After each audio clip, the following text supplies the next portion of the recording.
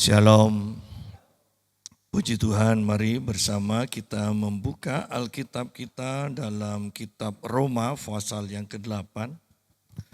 Roma pasal yang ke-8, ayat 26 sampai 28. Demikian juga Roh membantu kita dalam kelemahan kita. Sebab kita tidak tahu bagaimana sebenarnya harus berdoa. Tetapi Roh sendiri berdoa untuk kita kepada Allah dengan keluhan-keluhan yang tidak terucapkan.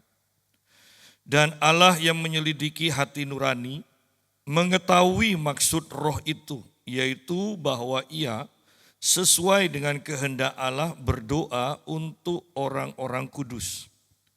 Kita tahu sekarang bahwa Allah turut bekerja dalam segala sesuatu untuk mendatangkan kebaikan bagi mereka yang mengasihi Dia, yaitu bagi mereka yang terpanggil sesuai dengan rencana Allah.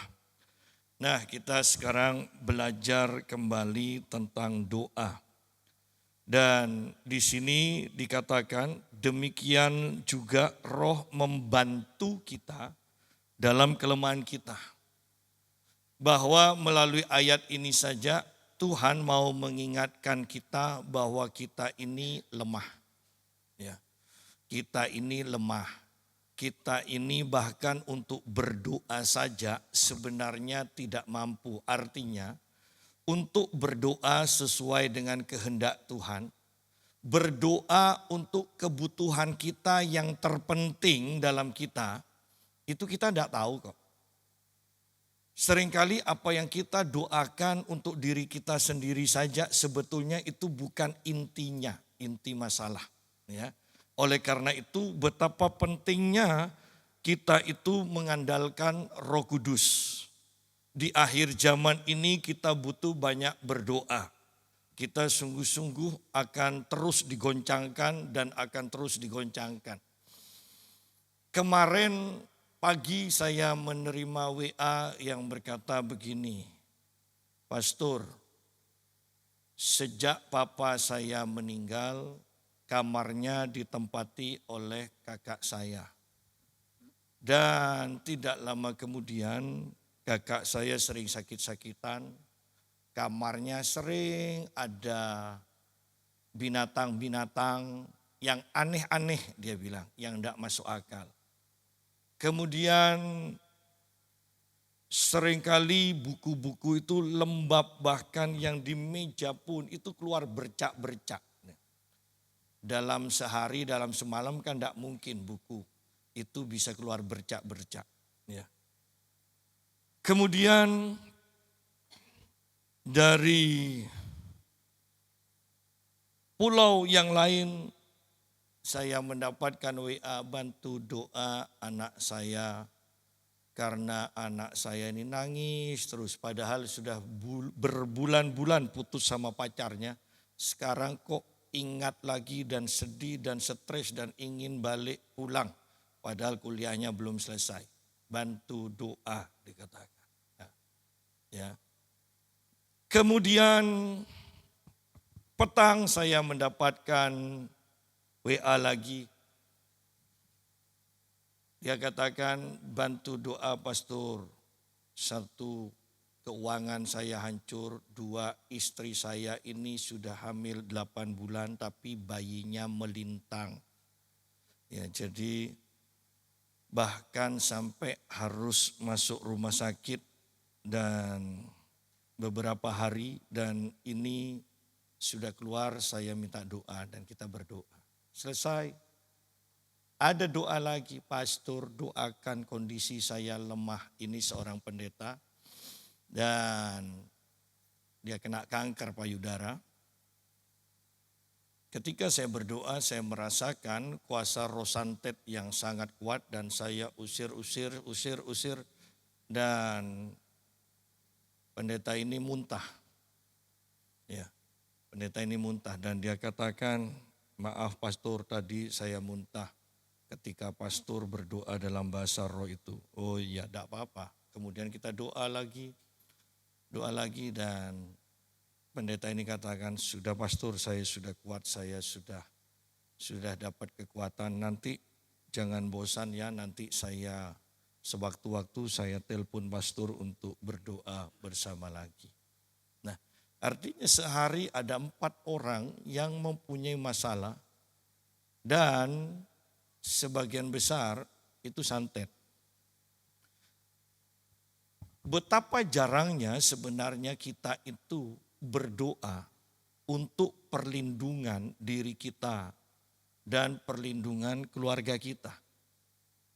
Yang jadi masalah, banyak hal yang kita alami bahkan sakit penyakit. Ya. Yang pendeta ini katakan, saya itu sebenarnya tidak pernah ada masalah. Tiba-tiba saya agak tidak enak badan, diperiksa di rumah sakit, di dokter, dan saya divonis stadium akhir, stadium 4 ya. Dan saya harus di kemo. Padahal saya dan dokternya katakan sudah lama ini seharusnya. Dia bilang enggak. Saya tidak merasakan apa-apa. Ya. Dan kemudian saya katakan, oh iya ini sebagian besar, ini bukan penyakit biasa. Ini karena disantet. Dan bahkan gereja yang baru ditahbiskan pun, saya katakan, ini ngalami serangan terus. Oh iya pastor, seringkali ada lintah, bahkan ada di telinga kami ini kami bisa mendengar suara seperti lalat, suara lalat besar itu tapi tidak ada lalatnya. Sering binatang yang aneh-aneh itu muncul dengan sendirinya, dia bilang.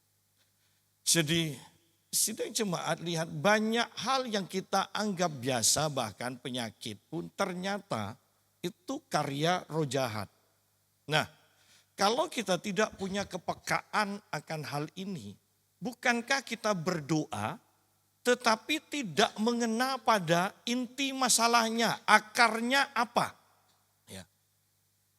Selama kita berdoa dan tidak sampai ke akarnya, maka doa kita akan istilahnya mubazir, sia-sia. Ya. Betapa pentingnya di akhir zaman ini kita sungguh-sungguh hidup dekat dengan Tuhan, mempunyai kepekaan akan Tuhan, akan segala masalah juga. Sehingga kita ini tetap bisa berdiri kokoh di akhir zaman. Nah, kembali kepada pembahasan kita. Demikian juga roh membantu kita dalam kelemahan kita. Ingat ayat ini mengingatkan kita ini lemah. Jangan merasa kuat, jangan merasa mampu. Ada orang mampu dalam keuangan, lemah dalam kesehatan. Ada orang punya badan sehat, lemah di dalam keuangan. Ada orang badannya sehat, lemah dalam pikiran. Gampang stres, sekarang musimnya orang skizofrenia. Ya, karena bahkan perdukunan, dukun-dukun itu menguasai, ya, bekerja di alam roh, di udara. Bahkan melalui medsos kan, dan ini kan bicara udara. Ya. Bayangkan sidang jemaat, inilah keadaan kita di akhir zaman. Dan yang jadi masalah, kita menemukan banyak orang Kristen yang semakin lemah. Bukan membangun dirinya untuk menjadi semakin kuat. Ya. Jadi mari kita kembali kepada kebenaran firman Tuhan supaya kita itu dibangun dan terus menjadi semakin kuat. Banyak kesalahan dilakukan oleh orang-orang Kristen ketika mengalami masalah. Mereka justru agak mundur dari Tuhan, dari ibadah. Mereka berpikir sama seperti orang miskin yang berjanji bernasar, nanti kalau aku sudah kaya, aku akan memberi, aku akan menyumbang. Kapan kayanya? Ya kan? Sama seperti orang Kristen ketika mengalami masalah, mempunyai masalah, mereka mundur tetapi dengan suara hati yang berkata suatu saat pokoknya setelah ini selesai aku akan kembali lebih sungguh-sungguh sama Tuhan. Keliru. Justru ketika ada masalah, Seharusnya kita membangun manusia roh kita semakin dekat dengan Tuhan, berseru kepada Tuhan supaya Tuhan menolong. Jangan malah meninggalkan Tuhan, berusaha menyelesaikan masalah kita sendiri. Ayat ini mengatakan kita itu lemah. Oleh karena itu butuh Roh Kudus, Roh Allah, kita butuh Allah membantu kita. Nah, kita itu lemah dan butuh bantuan. Yang namanya bantuan harus lebih kuat daripada kita. Ya. Dan hanya Allah yang lebih kuat daripada manusia. Ya. Karena dia adalah pencipta. Sama seperti mobil apapun, mobil Toyota kalau rusak harus dibawa ke bengkel, disembuhkan, diperbaiki di bengkel Toyota. Karena kita adalah ciptaan Allah, kita itu ada kelemahan karena kita ciptaan, sehingga ketika kelemahan ini nyata, maka kita butuh bantuan, dan yang bisa membantu adalah Allah sendiri yang menciptakan kita. Demikian juga roh Allah membantu kita dalam kelemahan kita.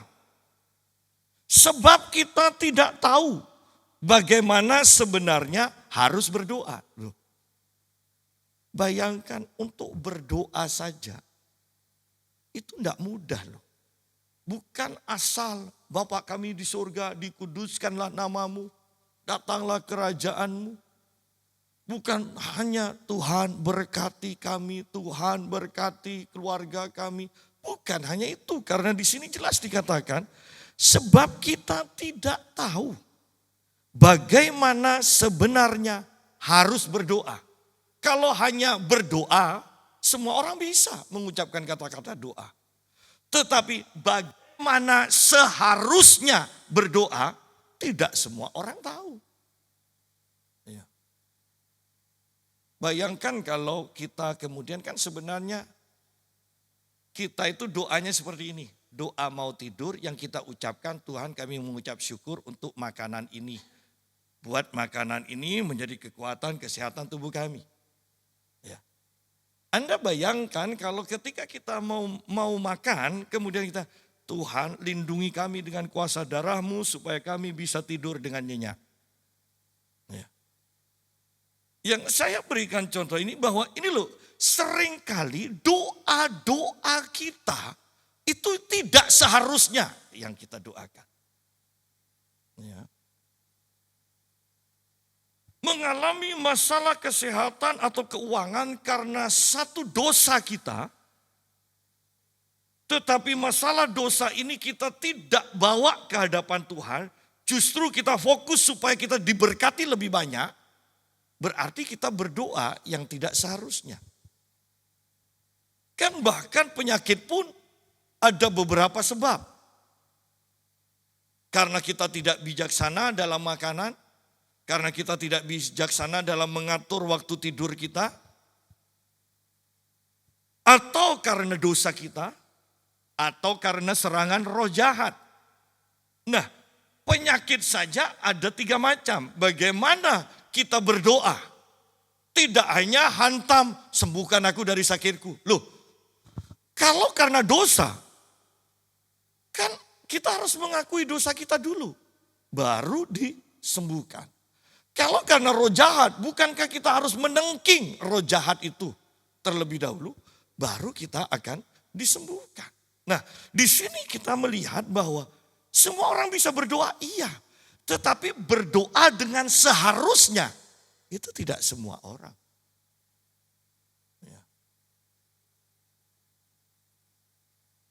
Jadi, dengan kita mengetahui hal ini, kita tidak akan mudah termakan dengan doktrin yang mengatakan kalau berdoa itu jawaban Tuhan ada 3, ya, tidak, dan tunggu. Ya. Kalau kita berdoa dengan seharusnya, maka semua doa kita pasti jawabannya adalah Iya. Ditunggu bisa? Iya bisa. Tapi tidak, ditolak. Ditolak. Ingat lu, Bapak kita, Anda bayangkan Bapak yang murah hati. Ya. Kalau Anda sudah berhadapan dengan Bapak, dia tidak pernah tega kok menolak permintaan anaknya. Anda pernah menemui orang yang Anda tahu, kenal mungkin orang yang tidak bisa berkata tidak. Bahkan walaupun tidak punya uang, kalau temannya ingin minjem uang, dia akan usahakan cari. Kemudian masalahnya nanti temannya yang minjem uang tidak bayar, dia yang nanggung. Susah dicari sendiri. Tetapi saya mau tekankan bahwa orang aja ada yang seperti ini, yang tidak bisa nolak. Anda bisa bayangkan Bapak di surga yang selalu, saya katakan dengan bahasa kasar, menggembar-gemborkan kasih. Dan dia sendiri adalah kasih. Dan mengatakan kami ini adalah anak-anak yang sangat dikasihinya. Ya. Bayangkan kemudian dengan permasalahan kita menghadap Bapak. Bagaimana mungkin Bapak itu tega untuk menolak, tidak menolong kita.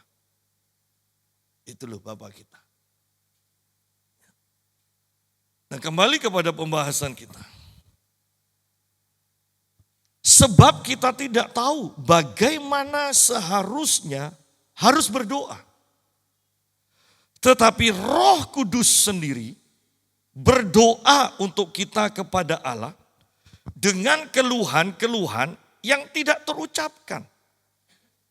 Bahwa ketika kita tidak tahu sudah untuk berdoa yang seharusnya, ketika kita sudah tidak bisa merangkai kata-kata lagi, padahal masih ada hal-hal yang harus didoakan, ya.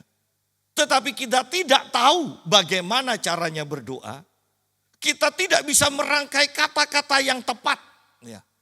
Kadang kan kita tahu kan, ada sesuatu yang harus disampaikan, tapi kita tidak menemukan kata-kata yang tepat. Nah, disinilah peranan dari Roh Kudus. Ya. Roh Kudus akan melihat, oh ini intinya, ini yang harus didoakan, dan Roh Kudus yang berdoa melalui kita kepada Bapa. Nah, ketika kita terus seperti ini, membiarkan, mengizinkan Roh Kudus berdoa melalui kita, ya.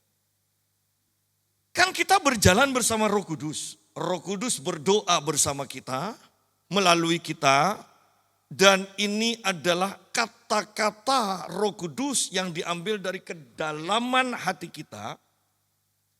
Awalnya kan kita tidak ngerti apa yang dibicarakan, tapi Roh Kudus ambil dari hati kita untuk disampaikan kepada Bapa.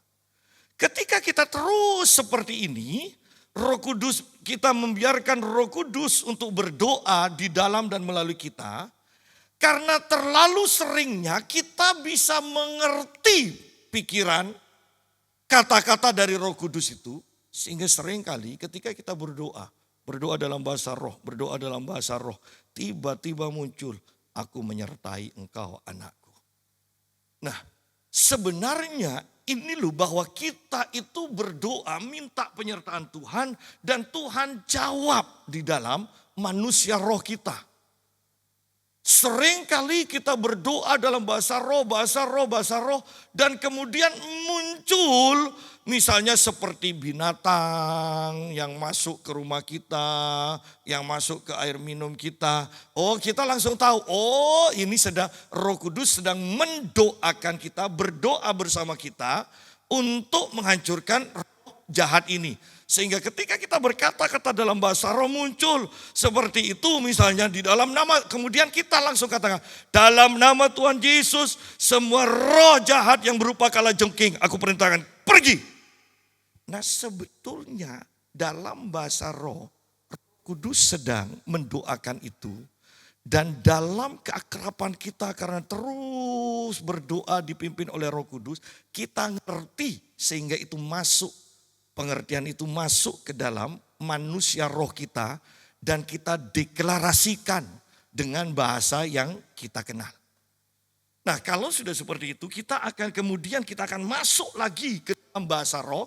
Selesai masuk dalam bahasa roh, kemudian muncul lagi di dalam pikiran, jauh di dalam pikiran kita. Berkat soal keuangan, mulai berdoa untuk berkat keuangan. Apakah untuk diri kita, untuk anak kita, untuk kenalan kita. Selesai. Kembali ke bahasa roh, nanti Tuhan akan munculkan lagi. Nah, ketika Anda berdoa seperti ini, inilah yang disebut doa yang seharusnya. Karena Roh Kudus memimpin kita dalam doa. Karena keintiman kita dengan Roh Kudus, karena sudah sering seperti itu, maka kita mulai mengerti bahasa roh ini. Yang tersingkap di dalam manusia roh kita. Mungkin kita katakan ilham, inspirasi, pewahyuan, apapun itu. Pokoknya yang muncul dalam manusia roh kita itu sebenarnya itu yang didoakan oleh Roh Kudus. Dan kita harus mengikuti apa yang didoakan oleh Roh Kudus. Ya.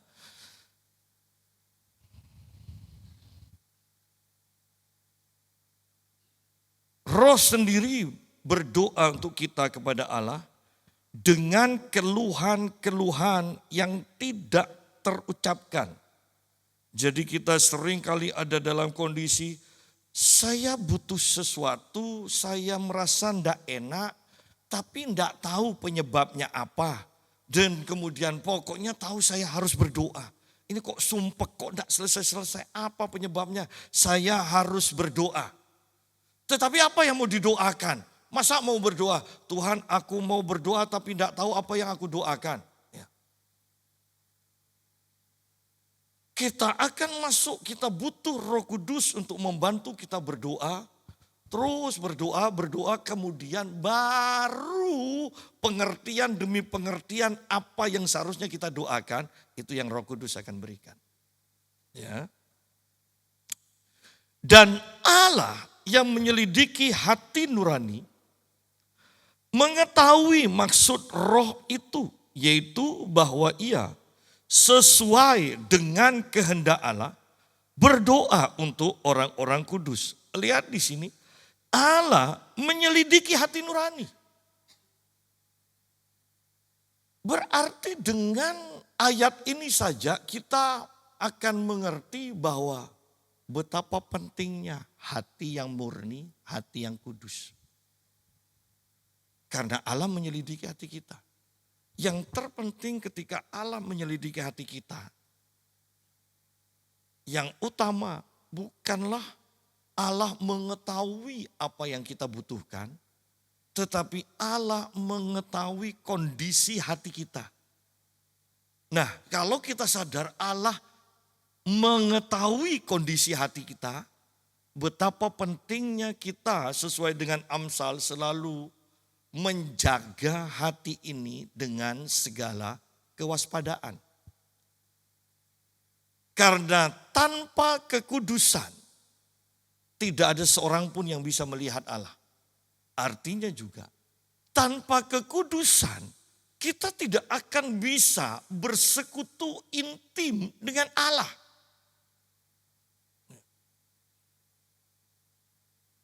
Ketika terang itu muncul, maka secara otomatis gelap itu harus pergi. Demikian pula dengan Allah yang Maha Kudus, Dia hanya bisa intim menyatu dengan kekudusan. Kalau kita tidak menjaga kekudusan hati kita, Allah lihat hati kita aja sudah tidak akan mendekat kan? Bahkan kita untuk mendekat kepada Allah dipenuhi dengan rasa bersalah, tidak layak. Oleh karena itu mari selidiki hati kita, jaga dengan segala kewaspadaan.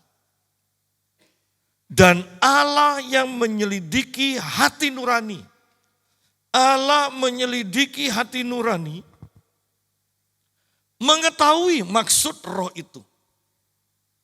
Nah, lihat di sini, Allah menyelidiki hati nurani sehingga hati kita harus kita jaga dengan segala kewaspadaan. Ya, bukan hanya bicara dosa, perzinahan, korupsi, segala macam. Bukan. Dari hal-hal yang membuat kita bisa menjauh dari Tuhan. Itu kita harus jaga hati kita.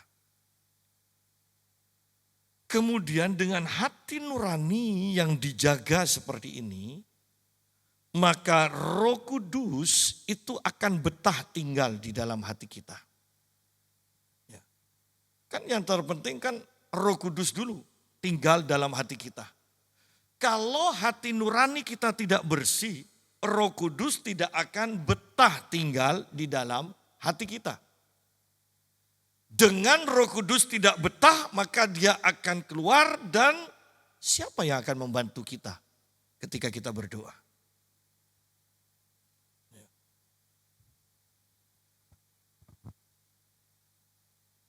Allah yang menyelidiki hati nurani mengetahui maksud roh itu. Roh yang tinggal dalam hati kita itu menyelidiki hati kita dan dia membawa dalam doa. Dan Allah meresponi itu. Allah mengerti maksudnya, Allah meresponinya. Bahwa ia, Roh Kudus sesuai dengan kehendak Allah. Nah, bahwa manusia itu lemah. Kita sudah bahas tadi manusia itu lemah. Untuk berdoa saja kita butuh Roh Kudus. Karena hanya Roh Kudus saja yang bisa berdoa sesuai dengan kehendak Allah. Yesus sendiri berkata, kalau firman-Ku tinggal di dalammu, minta apa saja, maka itu akan diberikan. Berarti menjadi orang yang berdoa, kita tidak bisa lepas dari Allah. Firman berbicara Allah, Roh Kudus berbicara Allah. Permohonan disampaikan kepada Allah. Kita sendiri penuh dengan kelemahan. Hanya firman yang berkuasa. Kalau kita tidak punya firman, perkataan-perkataan kita itu kosong. Bahwa Allah menjawab firman-Nya, iya pasti. Sehingga kita sudah bahas betapa pentingnya bahwa kalau kita mengetahui, kalau kita berbicara iman, iman adalah dasar dari segala sesuatu yang kita harapkan. Dasar ini berbicara apa? Firman. Firman itu adalah dasar. Bahwa bukan hanya keinginan yang kuat untuk mendapatkan sesuatu dan kita doakan dengan penuh keyakinan, itu bukan iman. Tuhan berfirman terlebih dahulu, kita mendapatkan firman rema terlebih dahulu, dan itu menjadi dasar dari apa yang kita harapkan. Itu baru iman. Ada dasarnya. Di sini pun kita lihat doa yang sesuai dengan kehendak Allah adalah doa yang dipanjatkan oleh Roh Kudus melalui kita. Baru itu sesuai. Nah, sampai di sini kita memahami bahwa apa yang dianggap sederhana, doa yang sederhana yang semua orang bisa melakukannya, ternyata untuk menjadi doa yang selalu dijawab oleh Tuhan, itu butuh peningkatan demi peningkatan. Sekedar main bulu tangkis di pinggir jalan, mungkin semua orang bisa melakukannya. Tetapi menjadi juara nasional, menjadi juara dunia, butuh terus latihan. Demikian pula dengan doa. Doa-doa yang dijawab, itu butuh dilatih. Butuh waktu yang panjang, butuh keintiman, butuh saling pengertian dengan Roh Kudus.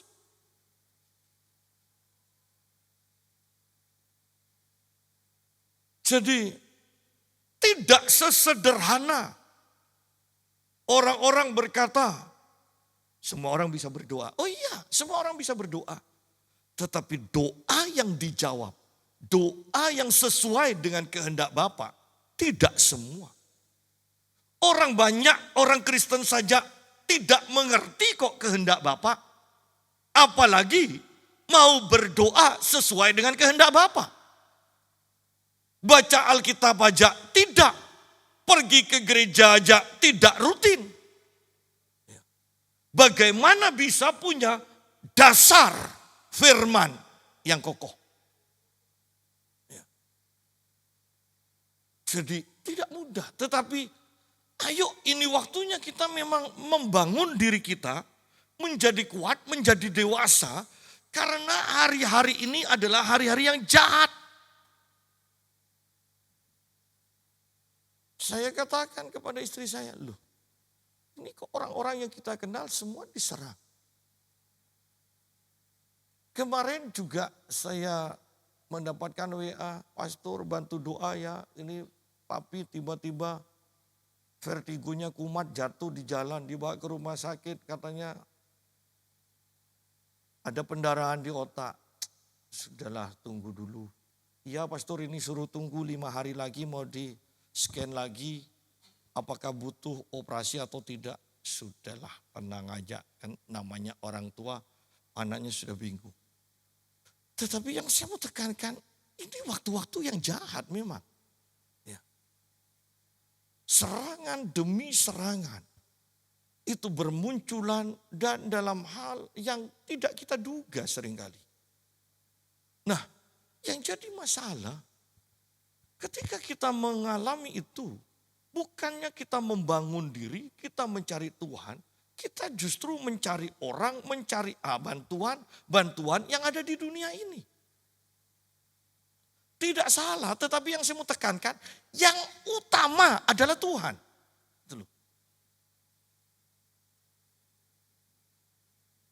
Memangnya ekonomi akan semakin baik? Oh tidak.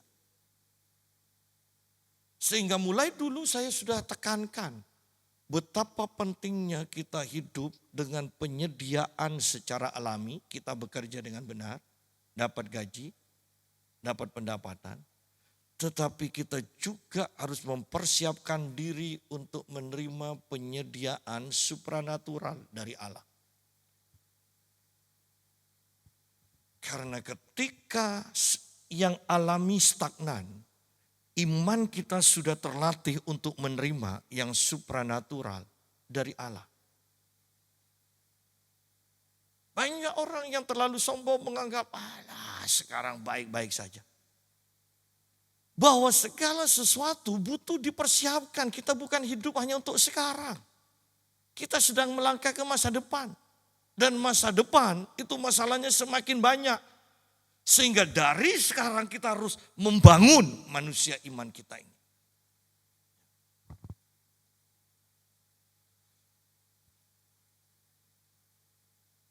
Yaitu bahwa Roh Kudus sesuai dengan kehendak Allah. Hanya Roh Kudus yang bisa memanjatkan permohonan sesuai dengan kehendak Allah. Jadi betapa pentingnya Roh Kudus bagi kita orang-orang yang percaya. Ya. Yang terpenting adalah Roh Kudus. Yang terpenting adalah firman. Dan kesimpulannya yang terpenting adalah Allah dalam hidup kita.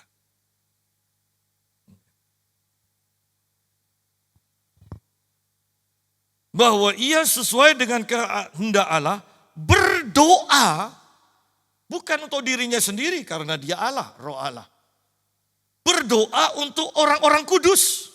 Nah, supaya orang-orang kudus berdoa sesuai dengan kehendak Allah, maka orang-orang kudus harus meminta bantuan, harus berpartner dengan Roh Kudus.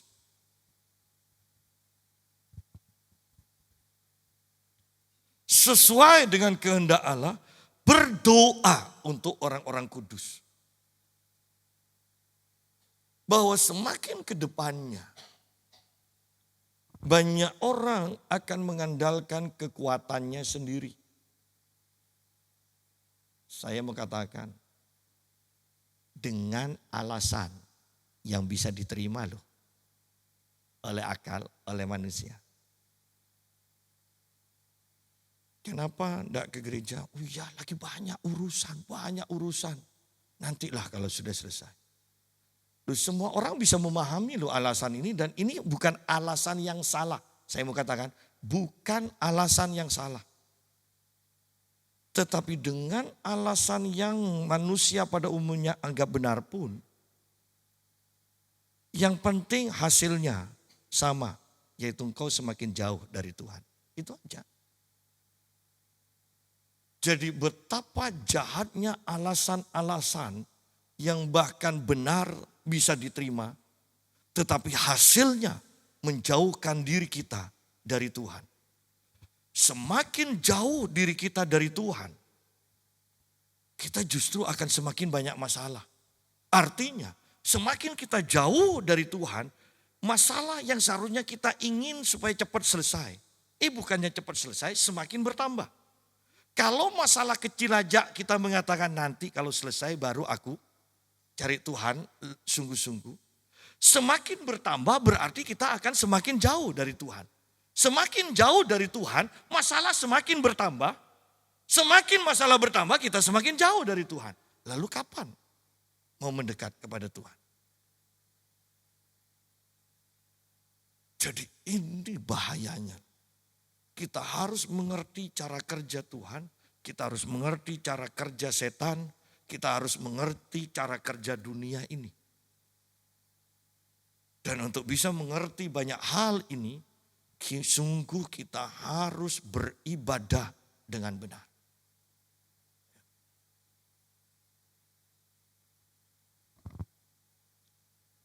Bahwa ia sesuai dengan kehendak Allah.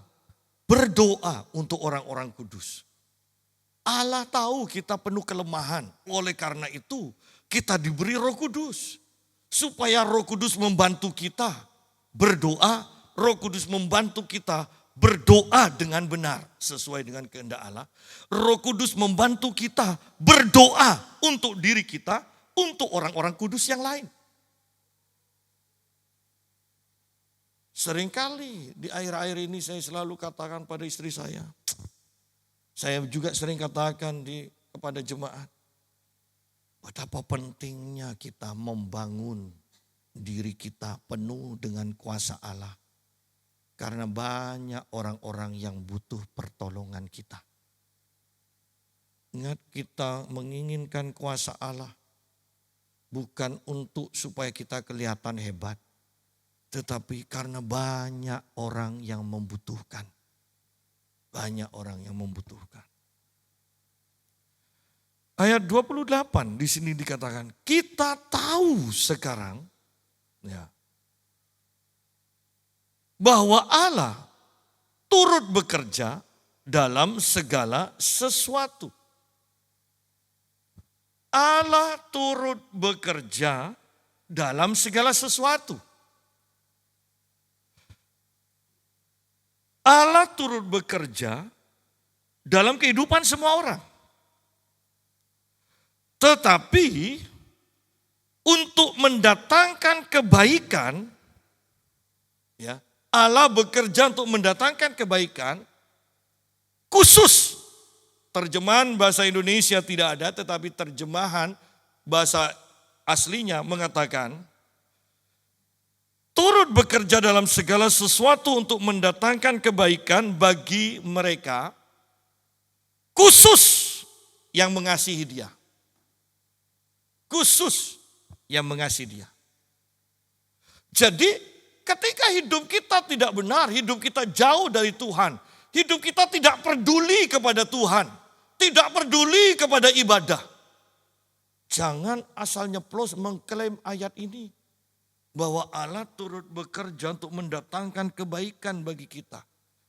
Terjemahan yang tepat mengatakan khusus bagi orang yang mengasihi Dia. Khusus. Allah akan turut bekerja untuk mendatangkan kebaikan.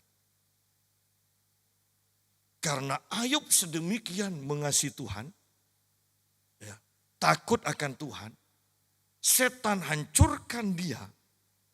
Bukannya Ayub semakin menjauh dari Tuhan, semakin hancur. Justru Tuhan semakin berkati Ayub. Itu kan hantaman yang begitu memalukan, bikin mangkel bagi setan kan? Ya kan?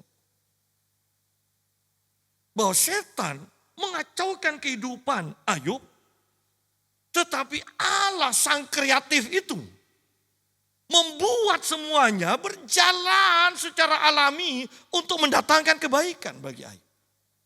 Karena Ayub mengasihi dia.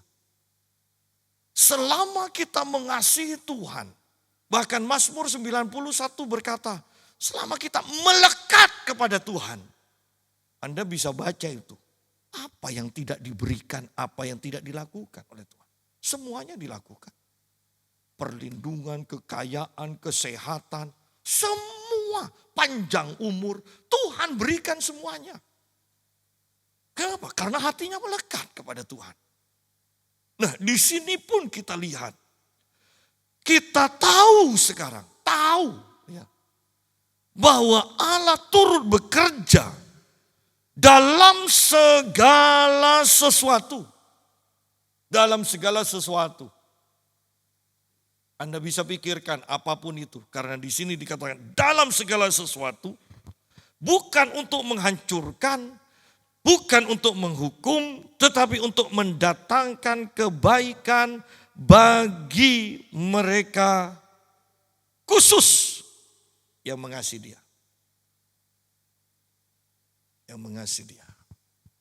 Nah, sekarang pertanyaan. Apa kita sungguh-sungguh mengasihi Tuhan? Seberapa besar kasih kita kepada Tuhan? Apakah sedemikian mudahnya kita akan meninggalkan Tuhan? Kalau kita sungguh-sungguh mengasihi Tuhan, berapa banyak waktu setiap hari yang kita pakai untuk berhubungan intim dengan Tuhan? Karena pada akhirnya kita akan tahu bahwa seseorang yang mengatakan mengasihi tetapi tidak menyediakan waktu, mereka akan semakin jauh dari orang yang mereka akui, mereka kasihi. Beberapa orang saya kenal karena alasan pekerjaan. Suami atau istri harus bekerja di luar kota dan kemudian awalnya seminggu sekali datang pulang. Kemudian bilang capek 2 minggu sekali. Ya. Tidak lama kemudian mendengar kabar selingkuh. Anda bisa bayangkan dan ini beberapa orang. Kalau di Pamekasan jemaat sendiri kan tidak mungkin konseling sama pendetanya ya, suami saya selingkuh. Tapi kalau saya keluar kota, beberapa orang konseling masalah hal ini. Hal yang sama. Karena mulai jarang, semakin jarang bertemu dengan yang lain. Ya. Jangan katakan pada saya, enggak kalau suami saya enggak mungkin. Oh iya enggak mungkin kalau di rumahmu. Ya kan? Kalau di luar rumah. Ya. Dan ini ini kejadian yang sebenarnya ini beberapa orang datang seperti itu. Kasusnya sama. Jarang ketemu, semakin jarang ketemu. Alasannya benar, cari uang untuk pulang terus capek. Sama, ketika kau mempunyai alasan yang benar dan kau semakin jauh, semakin mengurangi waktu dengan Tuhan, engkau tidak akan pernah bisa mengasihi Tuhan dengan benar. Mungkin hanya melalui mulut, tetapi melalui tindakan tidak nyata. Ya. Dan Tuhan bekerja untuk mendatangkan kebaikan. Bukan untuk semua orang, khusus bagi orang-orang yang mengasihi Dia. Yaitu bagi mereka yang terpanggil sesuai dengan rencana Allah. Orang yang terpanggil, orang yang dipanggil oleh Tuhan. Dari awal Tuhan memanggil kita, Dia sudah punya rencana yang indah bagi kita. Dari awal Tuhan sudah bekerja untuk mendatangkan kebaikan bagi kita. Yang jadi masalah, kita tidak menyediakan waktu untuk bersekutu dengan Tuhan, dengan Roh Kudus. Ya. Sehingga kita tidak mengetahui selanjutnya rencana-rencana Tuhan, jalan-jalan yang harus kita tempuh itu loh. Yang akan mendatangkan kebaikan, kita tidak tahu itu. Kita sungguh-sungguh harus menjalin hubungan yang intim dengan Tuhan. Sangat intim.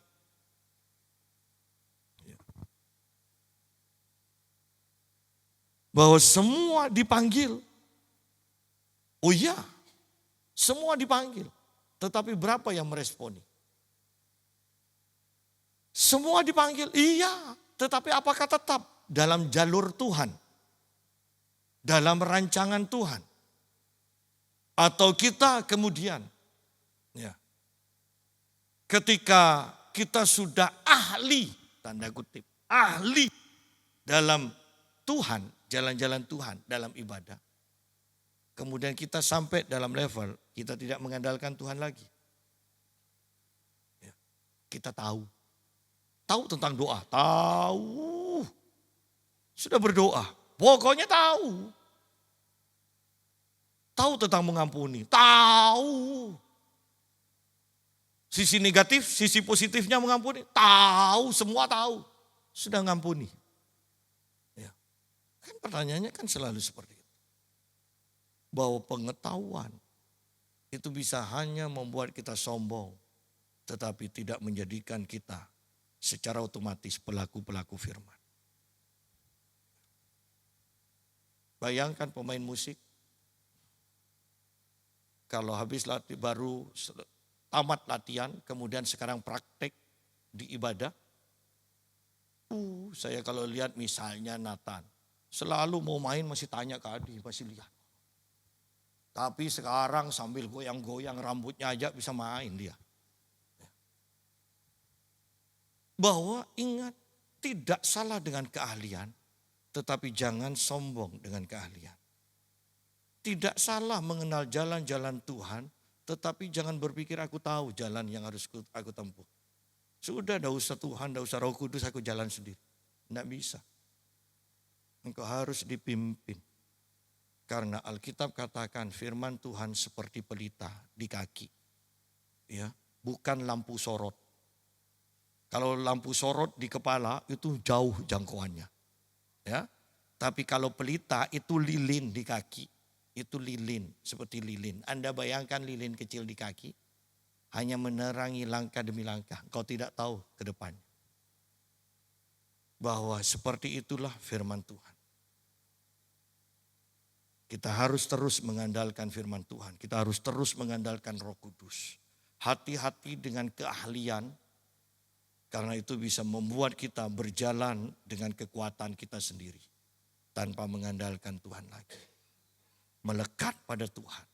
Miliki hati yang mengasihi Tuhan. Dan Tuhan akan terus bekerja. Khusus bagi kita yang mengasihi Dia. Tuhan memberkati. Haleluya.